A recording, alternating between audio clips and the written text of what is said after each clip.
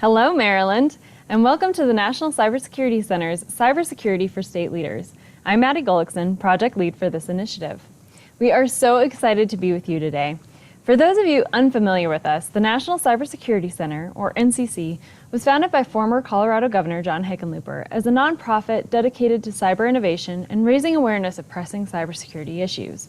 Our programs cover cyber education, smart cities research, and a co-development of the first ever Space Information Sharing and Analysis Center.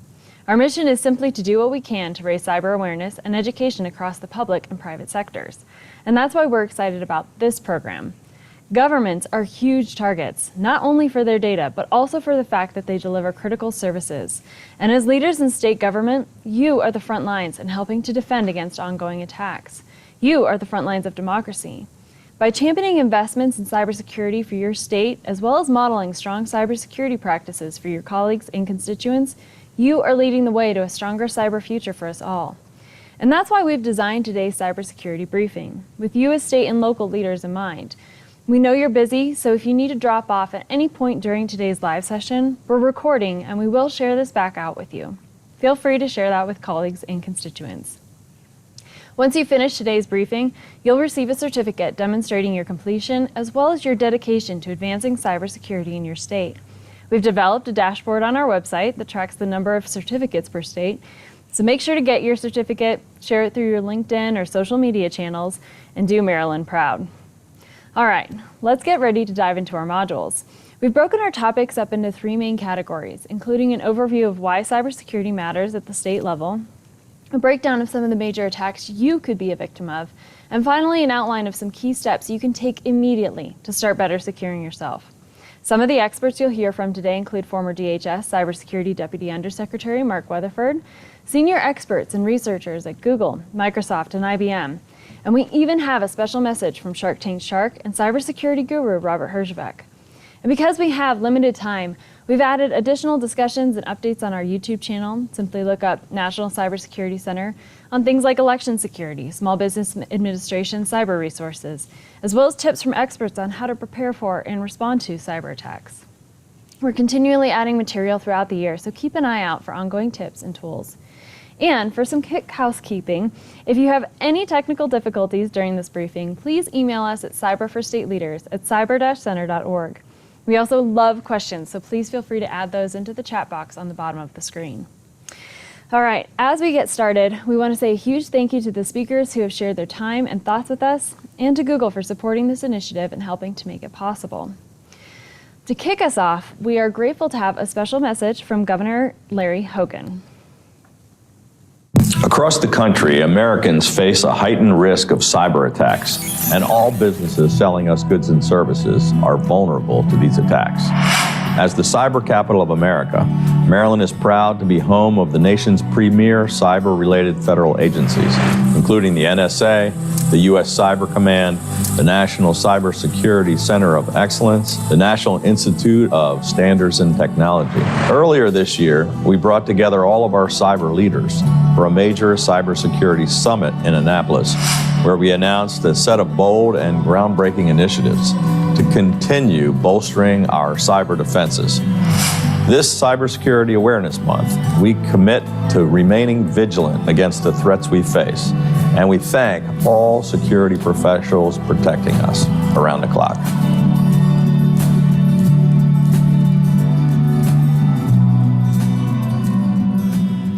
Thank you so much, Governor Hogan.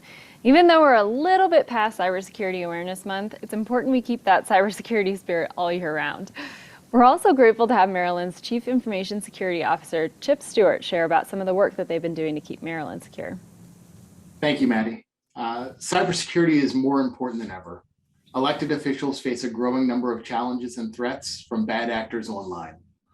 America's adversaries seek to exploit vulnerabilities in our cyber infrastructure to go after the core of our nation, our democracy. Cybersecurity is one of the most important issues facing our nation and our state. In our increasingly digitized world, where most people rely on technology to get through the day, Americans are more vulnerable to cyber attacks than ever before. States are increasingly vulnerable to direct attacks and the impacts of those attacks, financial loss, data breaches, and ongoing system exposure.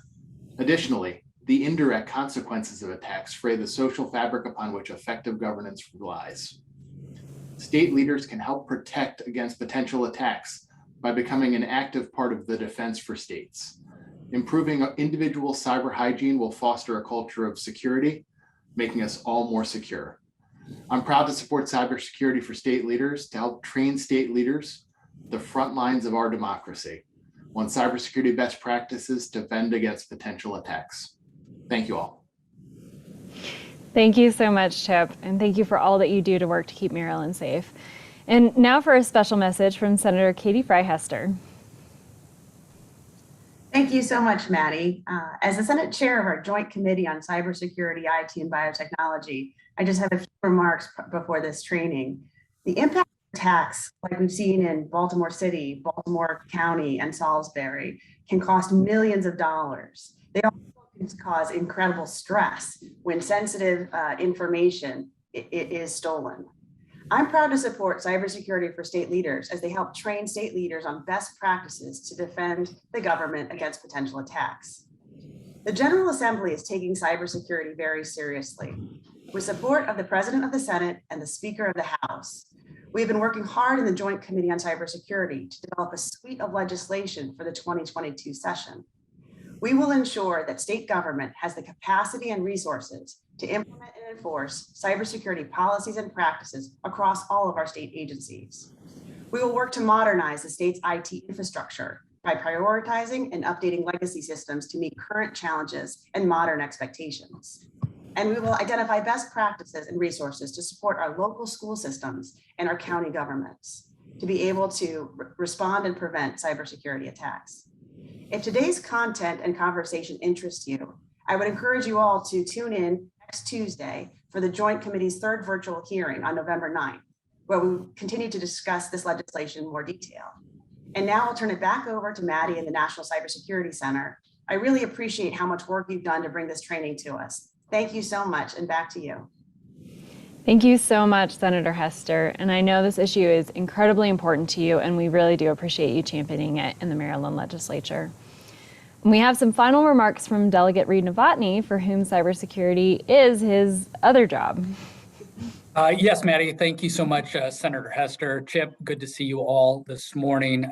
So everyone in the legislature brings a different background. And as Maddie suggested, I've spent about 20 years of my life, both in the Air Force and commercial industry, doing cybersecurity for a living.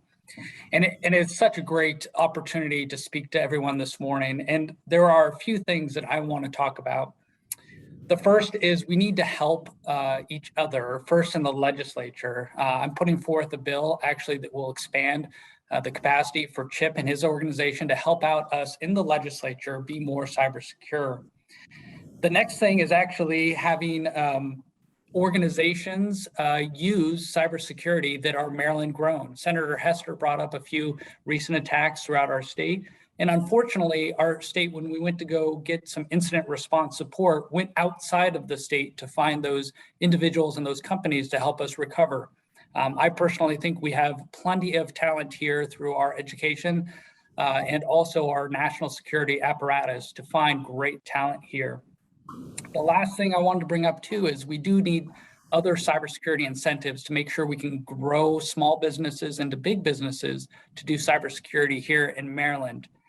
And finally, I'll bring this point up. What makes America great as a country is actually what makes it very vulnerable also. We don't have an organization or a leadership like China where we can dictate down to every organization and even every county government, state government, city government to do things the way we want to do them. That actually makes our country great as an organization, as a country, but it makes us very vulnerable when it comes to cybersecurity. So I am interested in both pushing how we can make Maryland better in cybersecurity, and hopefully we can make Maryland the Silicon Valley of the East Coast here through all of our efforts. Thank you so much for having me this morning. Thank you, sir. And thank you all for serving the great state of Maryland.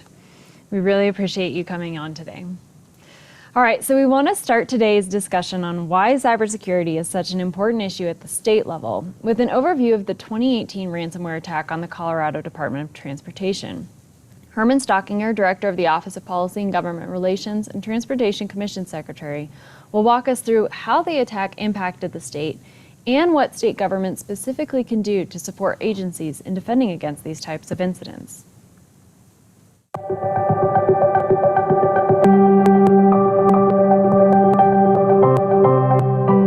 Hello, my name is Herman Stockinger. I'm the Deputy Director for the Colorado Department of Transportation, or CDOT, and I'm here to talk with you about how our agency handled a cyber attack. On February 17, 2018, an attack began to occur on CDOT's computer network. This infiltration made its way through CDOT's network, affecting servers, users' computers, and data by ransomware. Every entity of CDOT's business operation was affected in some way, and it initially put the majority of communications and operations in the dark. Questions like, can we pay our employees? Can we pay our contractors? Did the attack include infiltration of our highway electronic sign network? Even the question of how do we keep 3,000 employees busy if they can't use a computer for an undetermined amount of time were questions we realized we really weren't prepared to answer. CDOT has experience with large-scale disasters. In 2013, Colorado had unprecedented floods that washed away highways. We created an emergency response team to handle that disaster. One wouldn't think a computer software disaster is on the same scale as a natural disaster, but it really was. Similar to the response to our 2013 floods, we developed an emergency response team at CDOT. And on March 3rd, the state established a statewide unified command, including cybersecurity experts from the Colorado National Guard and led by the state's emergency management agency. Unified command not only focused on CDOT's cyber network, but the larger potential vulnerability to the statewide network. Our headquarters auditorium became a 24/7 command center where dozens of experts worked around the clock to find and eliminate threats. And then when monetary ransom deadlines were not met, a second intrusion occurred. Weak points were identified and the impacts continued to reveal themselves throughout the incident.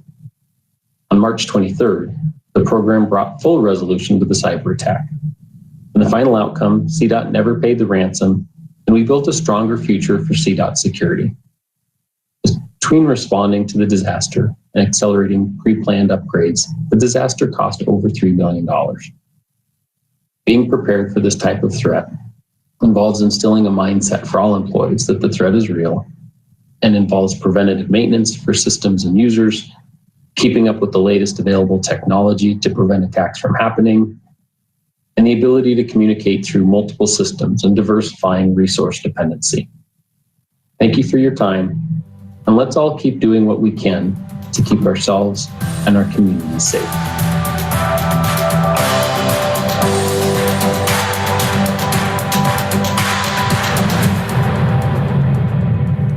We truly appreciate you walking us through that experience. Obviously, keeping technology updated is a critical component, as is enhancing the regular monitoring of networks. But his discussion raised another unsettling question that more communities are having to deal with, whether or not to pay ransoms in the face of these types of attacks. And it's not just state governments or large businesses that are dealing with this challenge. Cyber attacks on local governments have increased nearly 50% since 2017. Often the attacks look and feel similar to the CDOT example, where data and files are ransomed in exchange for a large payoff, usually in the form of cryptocurrency. Governments must be able to find or reconstruct a backup of the information being ransomed, or pay. Attacks like these on local governments or hospitals or school districts are crippling because many communities struggle to maintain the tools, staff, and best practices needed to defend against criminals. And if they don't have the needed structures and resources, chances are they don't have those backups or monitoring in place to avoid paying the often hefty ransom. And every dollar spent to a cyber criminal is a dollar not spent in that community on critical needs and services. And this leads us to another important point. As we work from broader cybersecurity issues at the state or even local levels to your personal security, we want to emphasize the varying levels of complexity involved in securing enterprises. Personal security can feel very complex, which is why we're excited to share the resources that we will today. But the time, resources, and strategy required to protect entire state and local enterprises is incredibly challenging. Basically, while the steps we will walk through later on will make you personally much safer, the steps to make state enterprises secure are far more costly and intensive. And your role as a state leader is critical in supporting those efforts. And it sounds like you all have some really exciting work that's coming ahead with some of the legislation that's going to be proposed to try to address this. And while there are best practices, cybersecurity resources and tools are not one size fits all. And part of the challenge of navigating this policy area is that fact. So to move forward as communities, states, and a country as a whole, we must continue to learn what our communities need and how we can maximize those local, state, and federal resources to meet those needs. So, faced with all of these complex challenges, what can you do? Well, becoming aware of how cybersecurity impacts the lives of your constituents and your own life on a daily basis is a key first step. But in addition to awareness, there are practical steps you can take as a policymaker and individual to proactively work toward a cybersecure future. Those steps are what we'll cover next.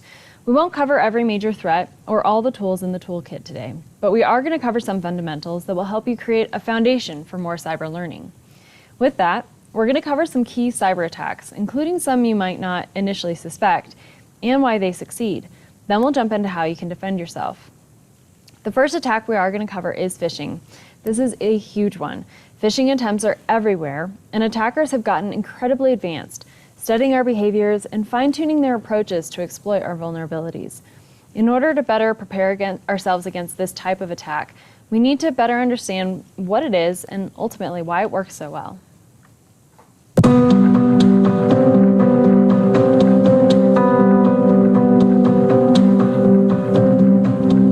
Imagine checking your email and receiving an alarming message about one of your online accounts. The email says that your account has been compromised, and it provides a link to enter your private information. The email sounds and looks legitimate, but it wasn't real. Instead, it was sent by cybercriminals looking to phish you. Phishing and spear phishing are some of the most prevalent cyber scams because they work. Phishing is when scammers send out mass emails, hoping to trick people into divulging personal and financial information by pretending to be a legitimate source, like a bank, a trusted retailer, or a delivery service. Phishing scammers often ask the user to reset passwords in an attempt to steal information. And unlike random phishing scams, spear phishing, just like it sounds, is highly targeted and points directly at you. Spear phishing scammers might even use social media or other public information to find out personal details. Then, they use this information to craft fake emails that sound believable and real. This type of scam is one of the most popular methods used against people of influence, just like you. If you fall for a campaign like this, you may end up downloading malicious software or malware that can infect your device. Alternatively, criminals sometimes install a type of malware called ransomware, which is designed to block access to a device until a sum of money, often in cryptocurrency, is paid. Once criminals have control over your device, they can change your passwords, steal your money, and even your identity. The good news is that there are ways to help prevent phishing emails from impacting you. Knowing what they look like is the first step. No legitimate bank, government agency, or business will send you an email requesting that you re-enter your private information. Misspellings, poor grammar, and typos are also clues to watch for. If you receive a phishing email, the best thing to do is stop. Don't click anything in the email or share it, and contact IT support. Stay vigilant, take a breath, and think before you click.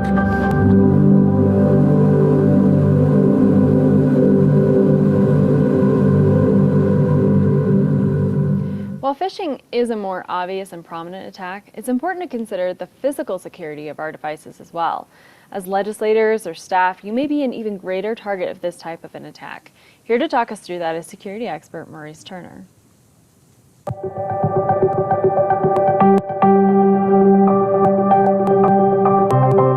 Hi, my name is Maurice Turner. I'm an election security expert, and I'm here to talk to you today about the threats that you might face at the intersection of physical security and cybersecurity. The challenge with physical security is that sometimes those cybersecurity protection measures you have in place can be bypassed if an intruder has physical access to your device or systems. I'll start off with a couple of tips that might be helpful to you. First, consider using a second factor of authentication, like a security key. It works together with your strong password in case that strong password is stolen or somehow compromised through a data breach. Secondly, consider having an automatic lock on your devices. This can be as short as 5 minutes. So that way, if an employee steps away from a device, the system automatically locks without the employee having to do anything. Lastly, many mobile devices have built-in remote wiping or remote tracking features. These can be activated if a device is lost or stolen and turn that device into a digital paperweight. To help put this into practice, here are a couple of scenarios that can get you planning in the right direction. The first scenario: what would happen if you needed to evacuate your building and be out of your office within 60 seconds? What devices can you quickly lock down? And what devices would remain open and unlocked for an intruder to potentially have access to? A second scenario to consider is, what would happen if an employee called you to say that their device had been stolen from their home office overnight? How would you be able to restrict access to the data that's on that device, or to help prevent that employee from being impersonated online? These are just a couple of things to consider at the intersection of physical security and cybersecurity. And as always, practice makes perfect. It's just like buckling up when you get into a car. At first you had to learn it, and someone had to show you, but now it's just second nature. So hopefully security will be second nature to you as well. Thank you for your time, and especially thank you for your efforts in keeping yourself and our community safe.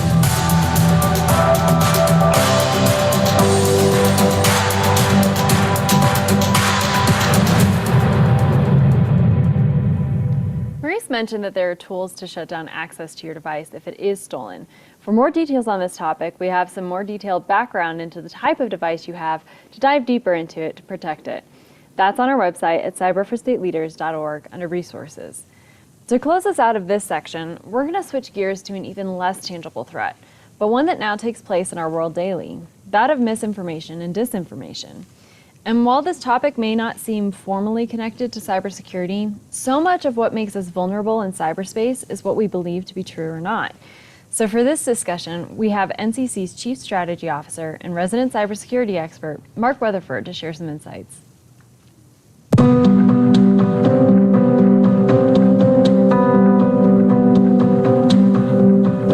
Hello, my name is Mark Weatherford, and I'm the Chief Strategy Officer at the National Cybersecurity Center. I previously served as the first Deputy Undersecretary for Cybersecurity at the Department of Homeland Security in the Obama administration, and was the first Chief Information Security Officer in the state of California in the Schwarzenegger administration. I also served as Colorado's first Chief Information Security Officer under both Governor Bill Owens and Governor Bill Ritter.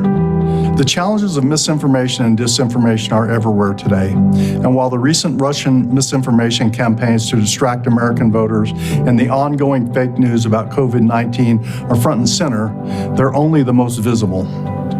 History is rife with fake news, everything from Sasquatch to the Flat Earth Society and aliens from Mars to the Pigman. Someone is always out there looking for new ways to exploit those people willing to listen. You may remember the Twitter incident in 2013 when hackers compromised the Associated Press Twitter account and tweeted that there had been explosions at the White House. This was a legitimate source, so most people, for a very short time, assumed the information was factual. The stock market even took a quick but dramatic dip following that tweet. I recently read a story about a sign taped to an elevator in an apartment building informing people that using the elevator would soon cost $35 a month. The tenants were outraged and launched a social media attack on the building manager, only to find out that it was a prank. Unfortunately, the damage was done, and cleaning up the mess took far longer than starting it. A quote attributed to Mark Twain goes, "A lie can travel around the globe while the truth is still putting on its shoes." With the vast reach of social media today, that quote should be amended to say, "A lie can travel to the moon and back while the truth is still sleeping." Misinformation is simply false information, while disinformation is the intentional spreading of that misinformation. While the strict definitions are slightly different, disinformation is a challenge today because social media has created vast opportunities for sharing information that simply didn't exist just 10 or 20 years ago. Combating disinformation is a challenge, make no bones about it.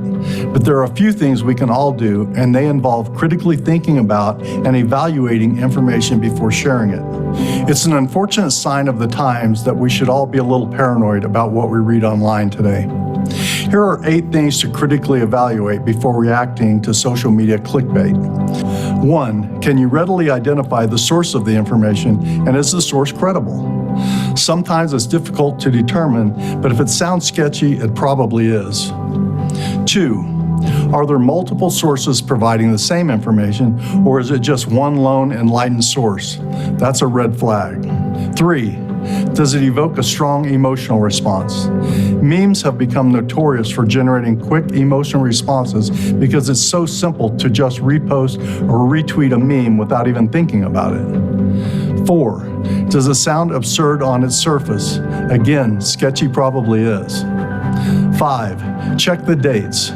Stories and pictures often resurface years after originally posted, usually with just a new twist on the message. 6, is it time sensitive or is it going to cost you something? These are always red flags. 7, does it appear to be just satire or is someone just trolling for fun? 8, does it leave you with questions like something seems missing here or these facts don't add up to a complete story? If so, maybe dig a little deeper before becoming another victim in the thread of disinformation. Disinformation and fake news are tearing at the fabric of our national and even global society, pitting family members against family members, friends against friends, and political parties against political parties. All of us need to be consciously aware of how we're consuming information, and more importantly, how we're sharing and spreading information to ensure we aren't contributing to the problem. With some simple critical thinking, we can all be part of the solution.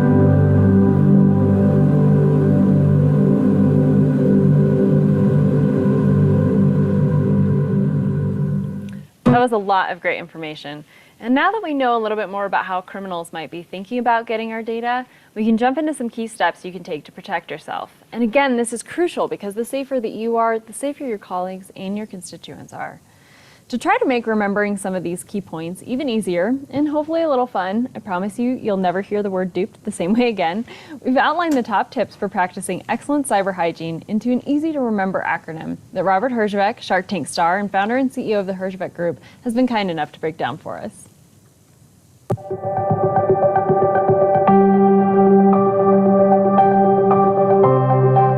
Hi, this is Robert Herjavec. You might know me from Shark Tank. What you might not know is I'm a cybersecurity expert. You know why I'm an expert? Because I've been doing it for 30 years. I started in my 20s with mainframe security, did a lot of VPN and firewalls and all that kind of stuff. And today I run the Herjavec Group, and we're one of the world's leading managed security and complex security companies. We do everything from design and consulting and managing large environments, including many government organizations. And we all know, especially governments, how much we are all under attack. The level of attacks is increasing at a rate never seen before. And it's just going to continue with this post-COVID world and everyone working from home and the digital economy. It's only going to get harder. And you know what? You got to stay smart online and don't get duped. And what does that mean? Deploy multi-factor authentication. Update your software regularly. Passwords, make them stronger. Your first dog is not enough, or your kids' names, make them stronger. Encrypt your messages, files, and backups. Don't click on things you shouldn't.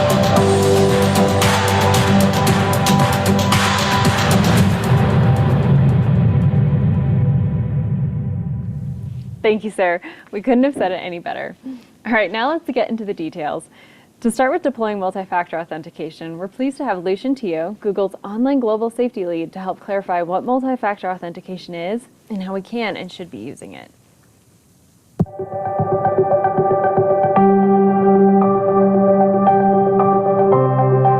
Hi, I'm Lucian Teo, online safety lead at Google.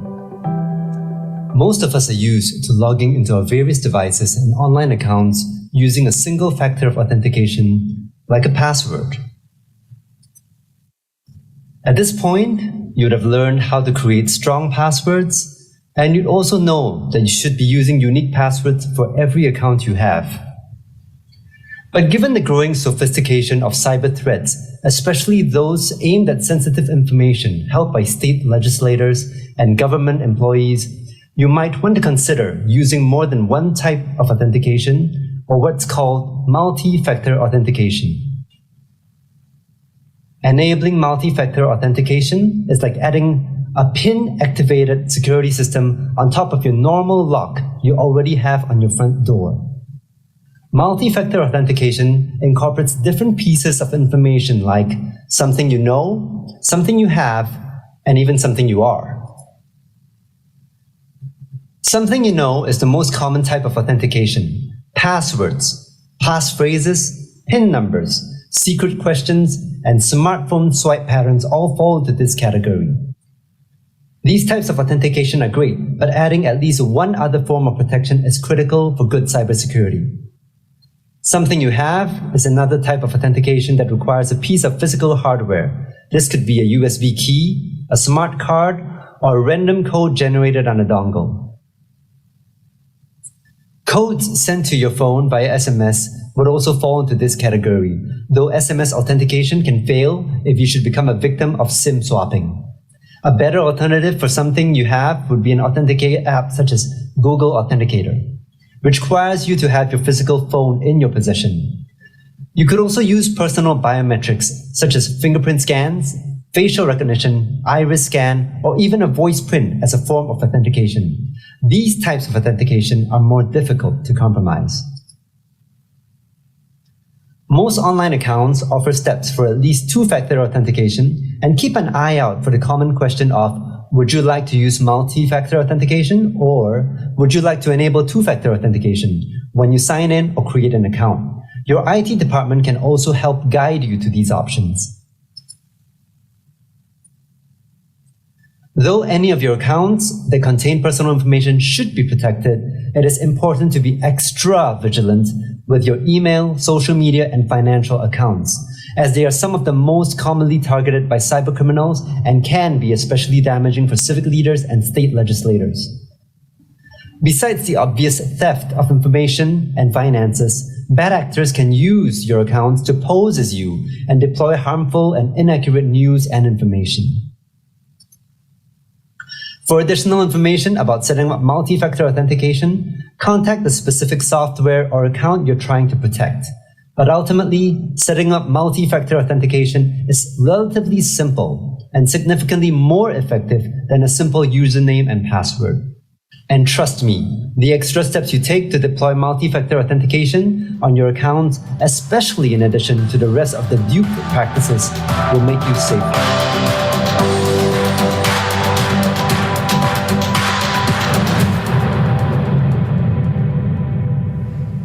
Next up is talking through software updates, why they matter, and how to do them. Software updates are particularly useful in protecting against malware attacks. Here to share with us what to do is Ethan Chumley, Senior Cybersecurity Strategist for Microsoft's Defending Democracy program.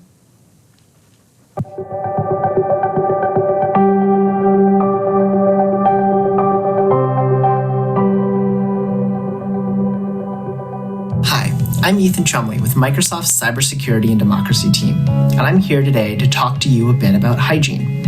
And no, I don't mean the flossing or the scrubbing kind that are part of your daily routine. I'm referring to cyber hygiene, a critical part of keeping your computer system secure.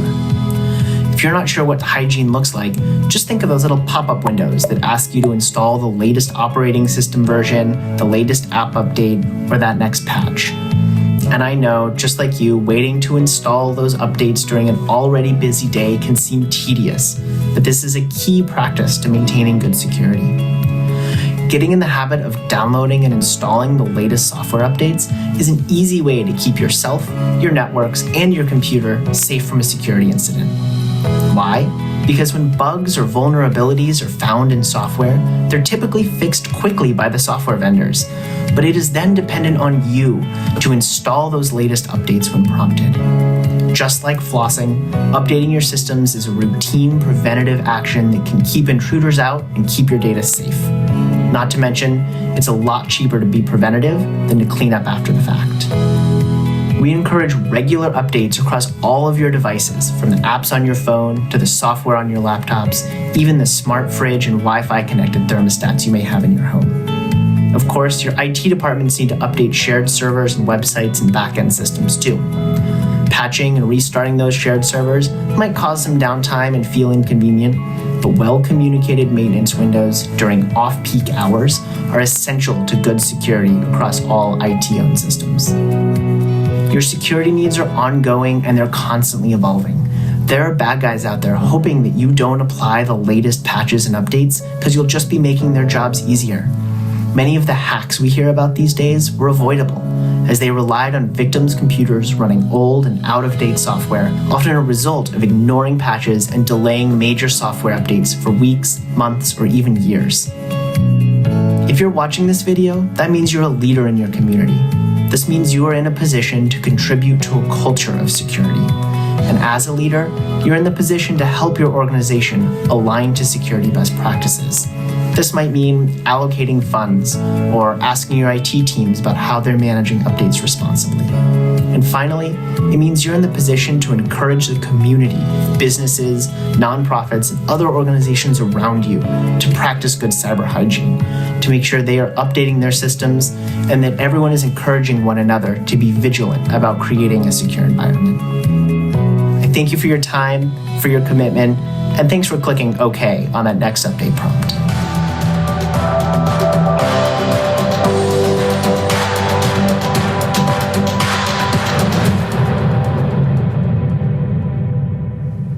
Thanks, Ethan. Now let's dive into passwords. These are one of the most challenging things to keep track of and potentially the source of our biggest vulnerabilities. Please join us in welcoming Stephanie Carruthers, the Chief People Hacker from IBM's X-Force Red team. Stephanie is a career white hat hacker and is here to give us the tips that the experts use to make and protect their passwords.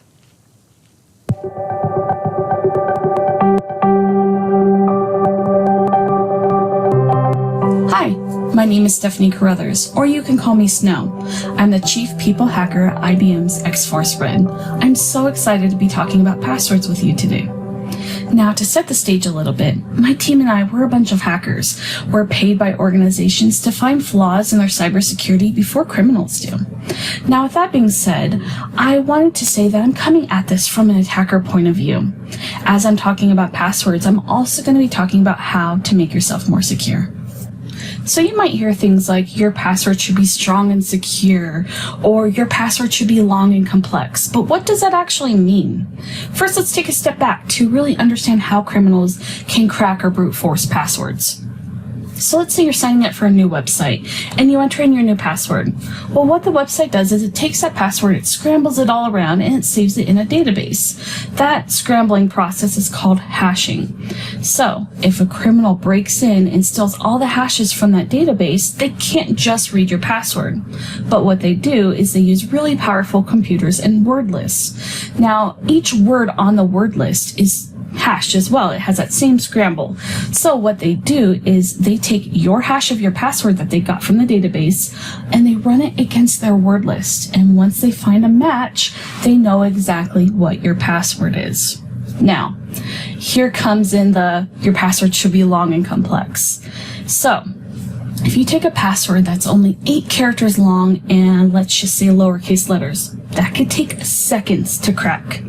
Now, if you take a password that's 10 characters long, let's say 8 lowercase letters and 2 special characters, that could take hours to crack. Hopefully you see where I'm getting at here. Take a password that's 12 characters long and a mix of random uppercase, lowercase, special characters, numbers, just this mix of things. That could take years to crack, which is perfect. A criminal's probably not going to wait years for your password. They're going to move along to someone else. Now, what do I recommend? I say to be safe, 16 characters, and make sure it's that complex, that randomness. You want to make sure you cannot read any words or see patterns. The key here is the randomness. Now we're on to our next issue of password reuse. So let's say there's a website you log into often. Let's go with your bank. And there's another website you frequent just as much, maybe a social media platform. When you created accounts on these, they probably had some type of strong password requirement. So you use the same one on both websites. Now, maybe that social media platform had not a great security posture. An attacker was able to hack in, steal the hashes, crack your password, and they now have your username and password. Well, attackers are clever. They know that you probably use the same password through different logins, so they might try them at other places, like your bank. Now, that is an issue, but to combat this, we can use password managers. Now, password managers is a place, think of it like a database that stores all of your usernames and passwords to every login that you have. Now, there's many options for password managers. Most of them even have free tiers for the everyday consumer. So what you do is when you sign up for an account, it can be a little tricky, especially as you're adding in all of your accounts, but I promise you it's worth it in the long run. And even as you're signing up for new accounts, they do things like they generate those long, random, complex passwords for you, so you don't have to think of them yourself. They also autofill for you, so you don't have to go in and dig through things and try to find your password. There's lots of conveniences. They have mobile apps, they have browser plugins. They're definitely there for your convenience. So you might be thinking to yourself, great, I've solved a couple of issues. I know how to make a long, complex password to my password manager, and my password manager stores all of my unique login credentials. Now, what happens if an attacker actually gets the password to my password manager, or still another website that has a long, complex password? Then what?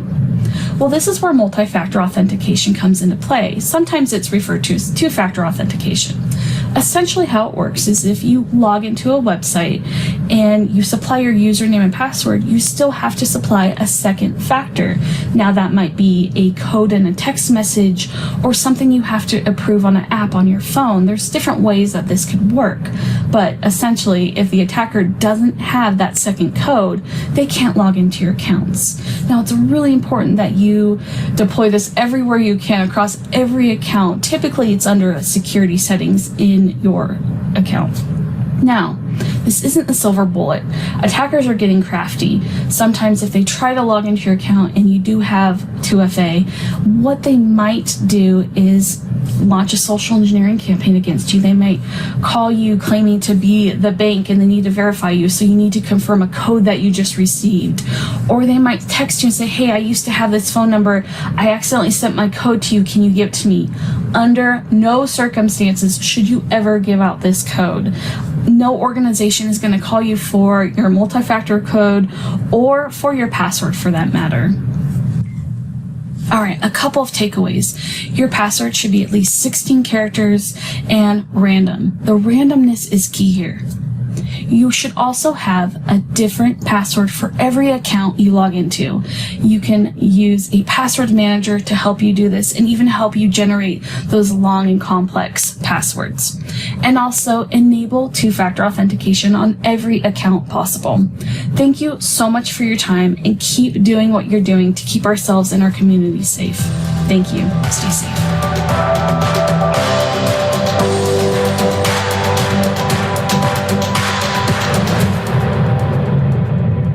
That was a great explanation, Stephanie. And while 16 characters may be a little daunting, think about it this way. If you do use a password manager, like she mentioned, and there are several now, examples include LastPass, Keeper, or Dashlane, then you really only have to come up with one super complicated password for that manager, and that will help keep you way more secure online. Next, we have encrypting emails and files and backing those important files up. These two are put together because they are complementary. They both help protect against malware attacks and help protect you in case someone does get into your stuff. Our presenter on this is NCC Director of Communications, Vicki Cockrell.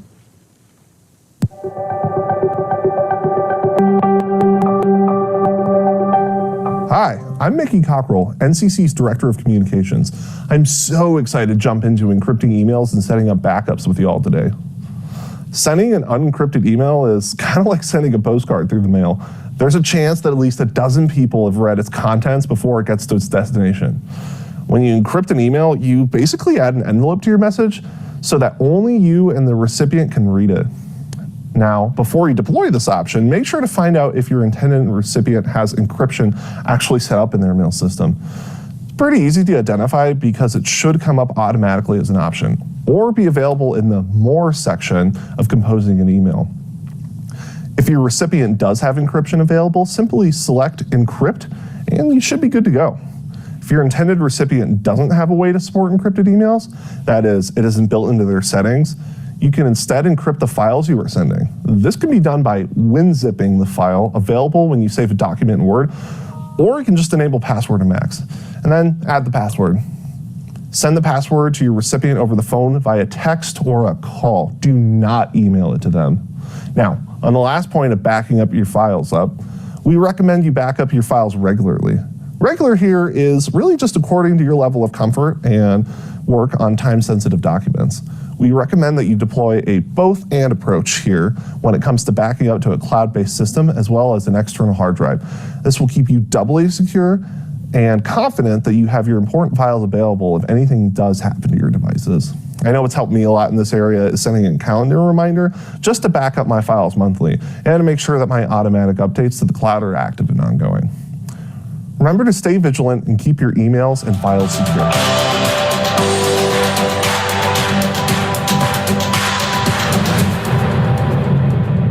The final topic coming up next, and that's how to avoid clicking on things you shouldn't, and what to do if you accidentally did. So let's be honest, we've all probably been there.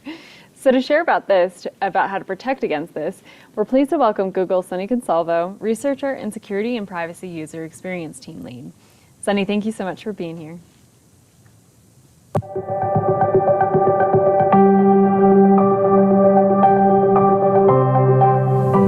Hi, I'm Sunny Consalvo, a researcher at Google who focuses on security, privacy, and abuse topics. By now, you've learned a lot about how to avoid email phishing campaigns. So in this module, we're going to dive a bit more deeply into how to be aware of what not to click on when it comes to web pages, and what to do if you accidentally do. Let's be honest, we've all done something we shouldn't have. We've all clicked that link. You know, the one that takes you to a shady website or starts to download something onto your computer. So what are some ways to avoid doing that? First, let's talk about how you might figure out that you're on a shady web page. One sign might be that if you try to leave the page, you get bombarded with a pop-up asking you some version of, "Are you sure you want to leave this page?" Or maybe, "Install our antivirus program."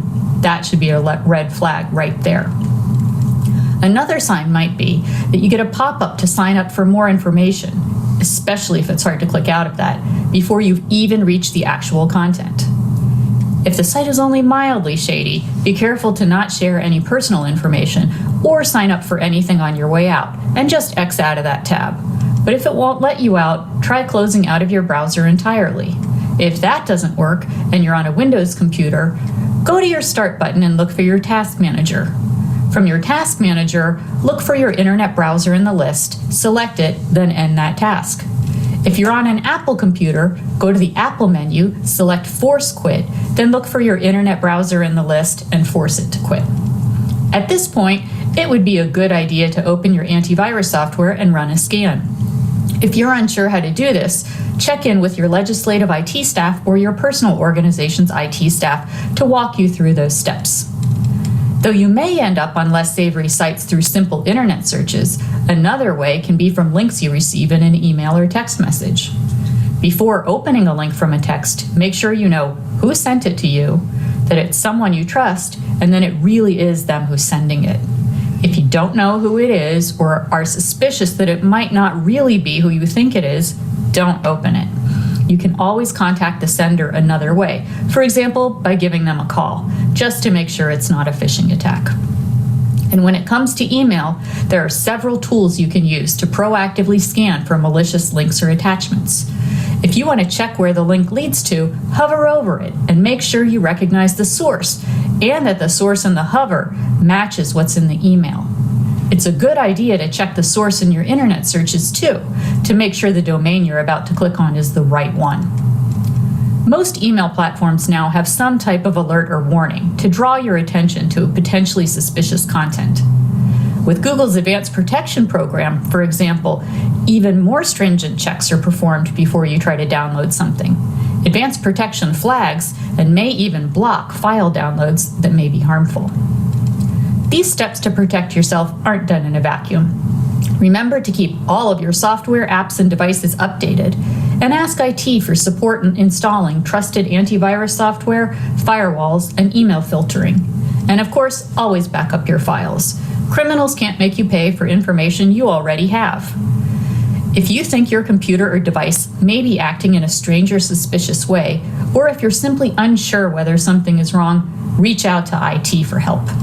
Stay alert, practice good cyber hygiene, watch the other videos in this series for more information about what to look out for, and whatever you do, if you're not sure about it, don't click it.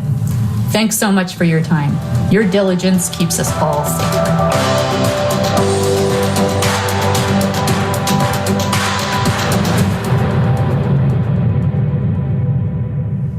Thanks, Sunny. Another key thing to remember as you're looking at various sites is whether there's a padlock at the top left of the URL bar, or where the web address is. If there is one, chances are it is more secure. Well, that's it for us today. Before we drop off, we want to remind you to keep an eye out for your certificate. We also want to note that you'll be automatically added to our newsletter that shares ongoing security tips and access to various discussions on cybersecurity issues. Please feel free to share that information with your colleagues and constituents. We also want to encourage you to check out a new app. It's free that we developed in partnership with Resolute Strategies. It acts as a one-stop shop for ongoing cyber news, as well as tips on how to handle various cyber incidents. The link to download that is on our website at cyberforstateleaders.org. We genuinely hope you learned something and can incorporate some new habits into your cyber routine. We look forward to staying connected and appreciate all that you do to serve the great state of Maryland.